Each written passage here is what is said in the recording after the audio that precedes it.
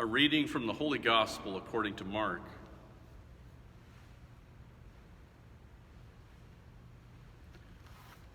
One of the scribes came to Jesus and asked him, "Which is the first of all the commandments?" Jesus replied, "The first is this: Hear, O Israel, the Lord your God is Lord alone. You shall love the Lord your God with all your heart, with all your soul, with all your mind, and with all your strength. The second is this: you shall love your neighbor as yourself. There is no other commandment greater than these." The scribe said to him, "Well said, teacher. You are right in saying he is one and there is no other than he.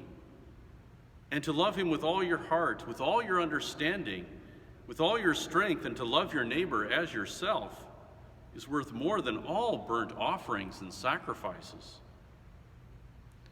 And when Jesus saw that he answered with understanding, he said to him, "You are not far from the kingdom of God."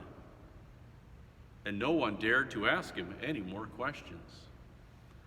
The Gospel of the Lord. One of the wonderful things I like and look forward to every Lent and Easter is the annual broadcast of that wonderful 1956 movie by Cecil B. DeMille of the Ten Commandments.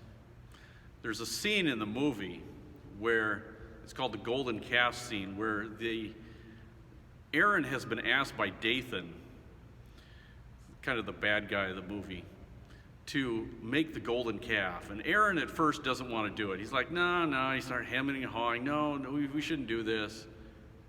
But at the end of the day, he makes the golden calf.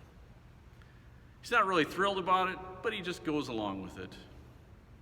You know how much of that is so much of our lives? Nobody really wakes up in the morning and says, today's a great day to build an idol and worship a false god. Nobody really does that. I think we just kind of go along with it. Drip, drip, drip. Until one day, we've found that we've replaced the true God with a cheap imitation. You know, when I was at the cathedral 20 years ago, there was a time I had Sunday morning Mass, and only one of my servers showed up out of the three that were scheduled that day. And the server, very enthusiastic young boy, came in, and he came up to me and said, "Father, I'm only going to be able to serve half of Mass today because I have a swim meet going on." And I just kind of looked at him, and I was like, "Oh." And he said, "Yeah, I'll serve the first half, and then I have to go to the swim meet." I didn't really know what to say. I said, "Well, okay." So halfway through Mass, he disappeared. First time and only time that's ever happened. No, he was a wonderful boy. It wasn't his fault. Somewhere along the way, though, his parents and society and the pressures of what's going on in the world and how we view sports in our culture, it just caught up to him. And he just got sucked into it like we all do. Drip, drip, drip. But I think the biggest idol in our life is probably not sports or hobbies or money or relationships or addictions or power or politics or work or pleasure. I think the biggest idol of all is probably the unholy trinity: me, myself, and I.